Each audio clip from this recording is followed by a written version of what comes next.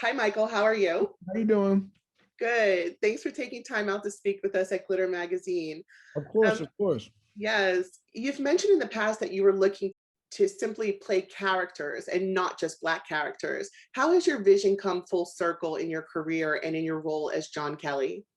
I think, I guess in time, I guess like normalizing just playing characters that are just are, and it's not made a story point, about the color of their skin all the time. And taking roles like this, that it's not mentioned, in the project. It just you just we just get a chance to experience John throughout, his all the challenges, his ups and downs, and be able to go on this cinematic journey with him through the end toward to the end of the movie. So it's yeah, I think it's I guess it's been working, I guess. Yes, it has. Yeah. Your action scenes were just incredible in this film, including the underwater scenes and the prison cell scene.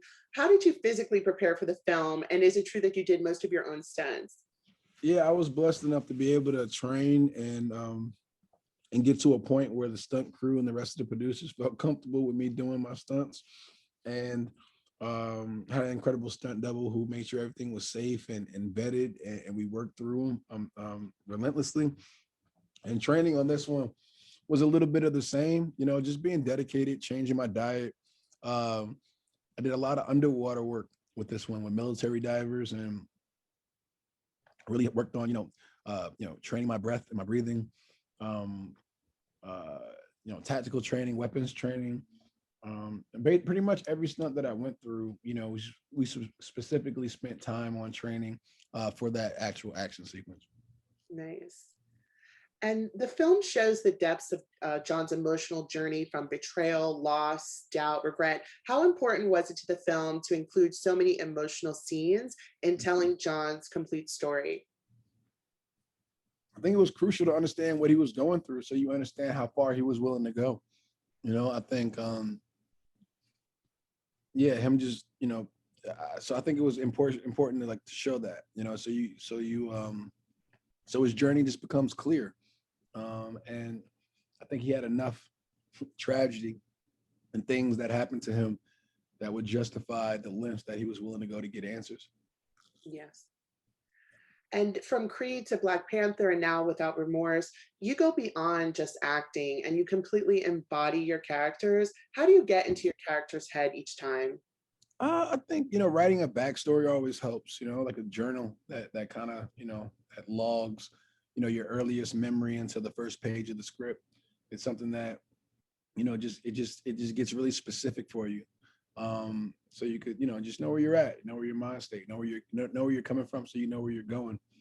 And I feel like I'm fortunate to be in situations where I produce and develop things from the ground up. So the time you spend developing these characters scene by scene over a course of a couple of years, you really kind of have a better understanding of the character as you're walking into it. Yes.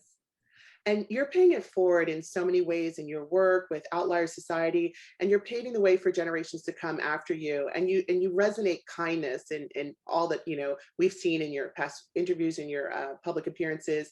How are you hoping to continue to personally make an impact on the world? Oh man. I think,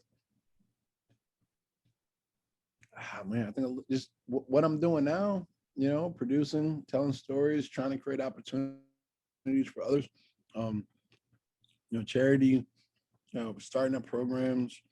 Um, I think a lot of it is yet to be seen. So I think in the future, as things progress, as I move forward, I'll be, I'm looking for opportunities to continue to do good. I think your legacy is defined by who you help and who you put on, and sending that karma and that energy into the world, and it'll come back to you. Absolutely. And can you just tease anything about what's next for you, including Rainbow Six? Uh, well, I'm getting ready to prep Creed 3. I'm getting ready to start, ready to prep. I'm directing and starting that one. So that's the next project that I'm doing. And then, yeah, hopefully within success, there would be a Rainbow Six conversation. But we haven't really gotten to that part yet. Awesome. All right, Michael, thank you so much, and looking forward to seeing what's next for you and possibly talking again soon. All right, appreciate it. Thanks for the time.